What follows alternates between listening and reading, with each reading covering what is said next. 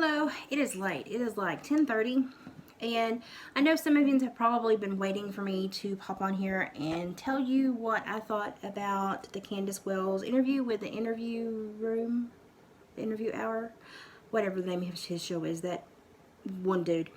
I've only gotten about halfway through it, but I made a list of things that stick out to me, and now let's just go ahead and clear the air. This is just my opinion, how I perceive things from this heinous and tragic story about this young lady that's missing, about this little girl that's missing. All of this is alleged. No one's been convicted of anything.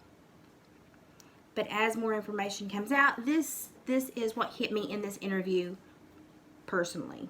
So it's just my opinions, my beliefs. I look horrible today. I had a couple of really good health days, and I've had a couple of really crappy health days, so just ignore me.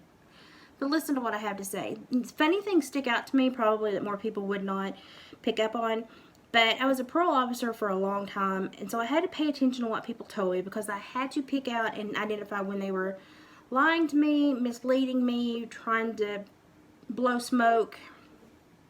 You have to be able to remember things and patch things together, and so odd things sometimes stick out to me. And so these are the things that stick out to me, and I've time-stamped it, so if you want to go and listen to them in context, you can do so. So one of the first things that I noticed within this whole story is Candus and Dawn and the family really get around. They're going to a church that's pretty well packed. I mean, it's a pretty full church if you look at the videos. A lot of her TikToks show them out and about, going to lots of places, doing lots of things, and they do have quite a few people in and out of their life and in their personal space.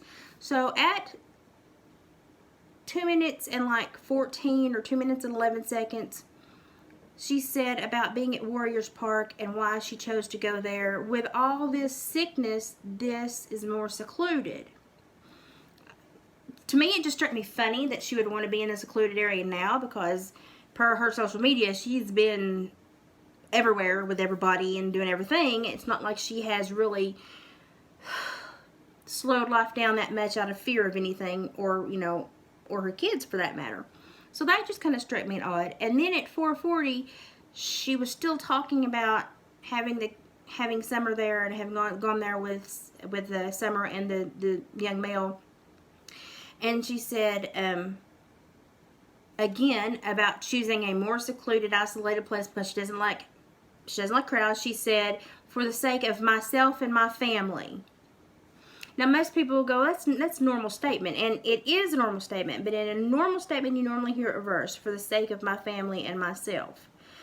So to me, it was key that she said, for the sake of myself and my family. I've noticed that when this lady speaks, it's very much from almost like and I don't mean to disrespect him. I'm not on here to disrespect anybody. I'm just trying to tell you how it hits me. I don't want to disrespect anybody. I know this is difficult for the family and their friends, and I'm sorry that anyone's going through this. But if I'm not honest, what can I be? So I've got to be honest. To me, when she speaks, it comes from a very juvenile, pre-teen to teen, emotional, mental space. It comes as the world relates to her. Even with children, as the world relates to her. So for the sake of myself and my family, any normal parent would say, for the sake of my family and myself. That just pinged me a little difficult. In 5:01, she's talking about the mother getting down to the water's edge at Warriors, and she said she uses her cane and she'll hold onto my shoulder. Obviously, we know that apparently the grandmother Candus's mother had been in the hospital. I am assuming the emergency room, but we can't assume things. So she was in the hospital, and they had picked her up from the hospital. At 6:04, she says that they were sitting in the parking lot waiting for my mom to get done. When Hunter asked them, what are you doing? She replied, sitting in the parking lot waiting for my mom to get done. Which tells me she wasn't at home. She was actively waiting for her mom in the parking lot of the hospital for whatever had been done.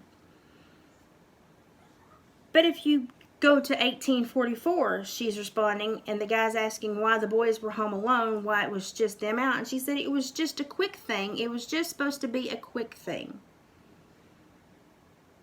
So was it just supposed to be a quick thing that you ran down to scoop your mom up, or was it actually that you left the boys home alone, went down there, took your mom to the hospital, was sitting in the parking lot, and while you're sitting in the parking lot bored, you started making phone calls, and then we picked somebody up, and then when you picked your mom up, she got done, and then you had to wait for prescriptions, and we decided while we're waiting prescriptions, go take somebody swimming or fishing, do something, then we go back and take mom, and then, well, let's just go to Sonic. We're in no rush. We just got other children at home alone. Well, you know, after we go to Sonic, let's drop everybody off. Let's go up at the grocery store. So all of this kind of contradicts, and I'm like, which one is it? Tell us the truth. Which one is it? That bothers me. It's got to be one or the other. It can't be both. So that bothers me. Sorry, had to get a dog toy that had gotten thrown up to where he couldn't reach it. He was upset. Anyway, back to what we were talking about. So it has to be one or the other. It either was a whole morning event where she took her mom, was waiting on her mom, or had gone down there and had to actively wait for her mom and knew she'd be gone hours and made the decision to leave the boys home alone, or she left the boys home alone, just thought she was going to run and get mom, and then ended up going everywhere. But she needs to verbalize it as one or the other. She doesn't need to claim both. I know that the oldest son, she said, will be 12 or 13 this September. And while that's not terribly young, in the rural area they reside in, it's dangerous to leave youngins that little home alone, especially with the wildlife in the rural area that they live in. But anyway, what appalled me the most was about 7 minutes and 30 seconds in, she has this huge discussion about Allie's personal relationship with Jose, and then she gives intimate details about sexual orientation. One thing that bothers me the most about interviews with this group of people is how quick they are to jump on a flogging competition with somebody else. It's like chickens on a June bug. I swear, we've got a child missing, we should be spending every second, every nanosecond trying to divulge information that can get them back. But oh, let me take a sidebar conversation for 2.5 minutes to tell you about this man that she was shacking up with in my house that I allowed, that she left because he had a different sexual orientation and voiced it loudly, and then she left him, and my husband came home and he was mad, and I had to explain this man, and my mom had to run to North Carolina. I now know more about Allie and Jose than I do about Summer. That's weird. That's kind of weird. Just gonna say that. At 7:53, she says, and she stuck me with this guy, and then my husband got home. Allie abandoned him. She showed more emotion and more parenting when discussing Allie's relationship and choice to leave a man who she had allowed them both to be at her home doing this. When one departs, the other's going to stay because you've allowed them both to be there. They're not joined at the hip. They can each go their separate ways. You allowed it in your home. So it wasn't that Allie left him there. Allie just removed herself and Jose was still there. Apparently the mother, the grandmother, had to take him then to North Carolina. That's the most emotion I saw in this entire interview, was discussing this relationship and Allie leaving her stuck with this man that she then had to explain to her husband. Bothered me. At 11:40, she says, I bought the iced tea for my mother. Thinking this is going to sound better than I bought the iced tea for the juvenile, the minor. It doesn't. Because where's mom been all morning? In the hospital, either having a procedure done or at the ER. And now she's got prescription meds that have to be picked up, which tells us she's either been medicated or is fixing to be medicated, and probably doesn't need to have alcohol in her system, because how many medications can you legit take alcohol with? Very few. So why are we giving anyone alcohol? You're driving, mom's been to the hospital, and then there are 2 minor children. Why was alcohol even purchased? More questions. And it's just there's always somebody else at fault, or somebody else she's doing something for. She never makes a decision. It's always influenced by somebody else, and she's torn by how she does everything for everybody else, and she's just in this position because she's just such a great person. Suck it up. All right, 15, 16, about her phone. when the guy says, oh, I hope you've given that to the authorities, he said, I haven't had a chance yet. It's been a month. It's been a month.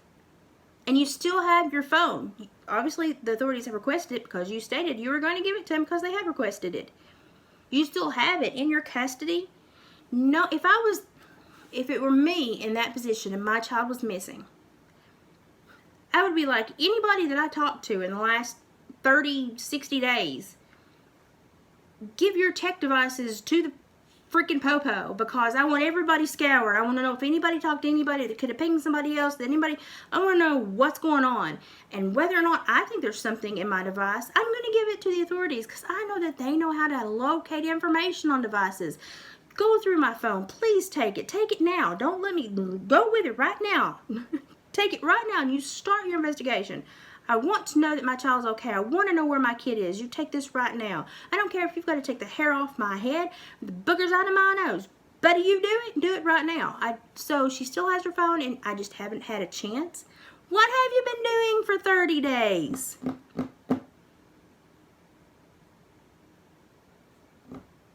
I mean, hello? That struck me way wrong. As a parent, that struck me way wrong.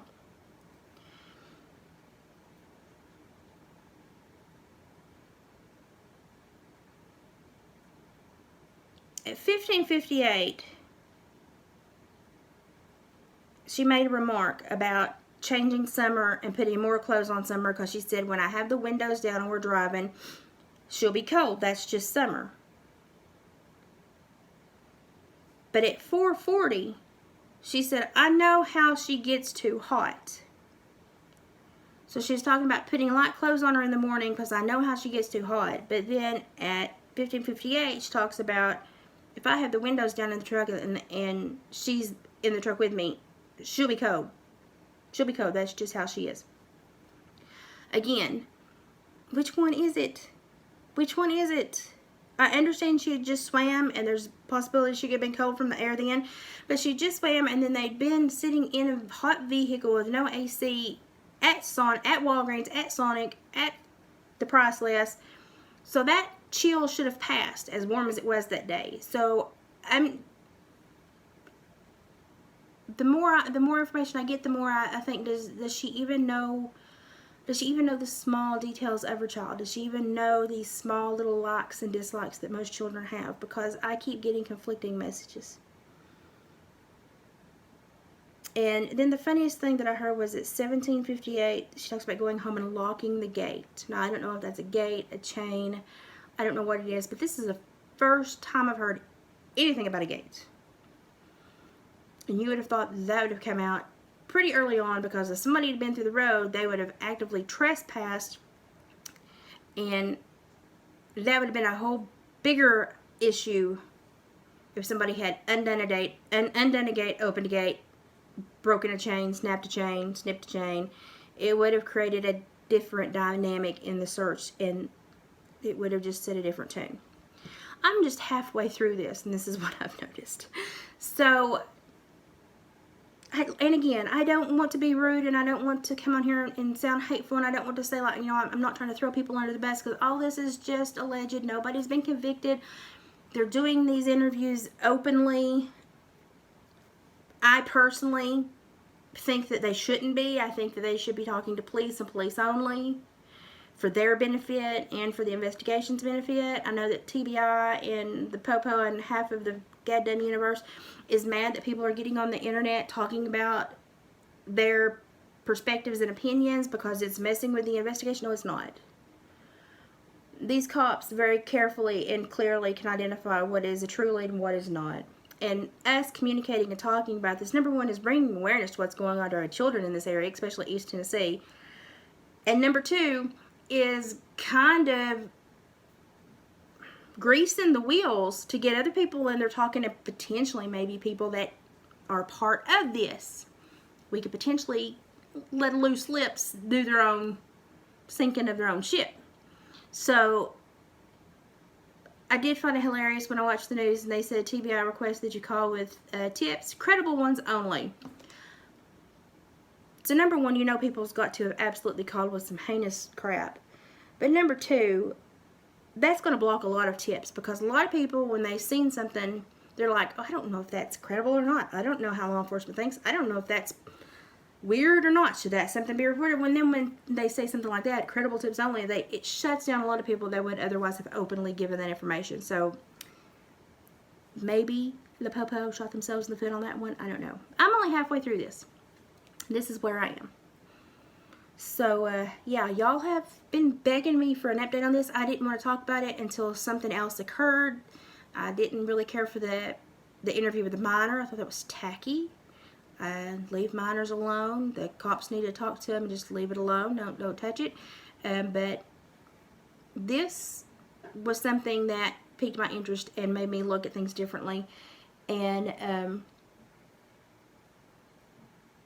you can just, I don't know, there's just a lot of indicators that the precedent in the home was not the children. And that's my opinion. That's all I can give you. And I think that's the quickest I've ever said anything, and that's where I'm going to stop. We'll do the other half in the next few days as I feel good. I'll try to do it tomorrow if I feel good, if I have time. Depends on how my RSD is kicking my butt tomorrow, because the last couple of days have been bad. I did a lot of fine motor stuff putting that wreath together the other day, and my hands have been useless for the last 24-36 hours. So we'll see how I feel tomorrow, but that's where I am. Where are you? I think we're all kind of in the same place, and that's sad, because that means the cops are probably right there with us. MommaLiz.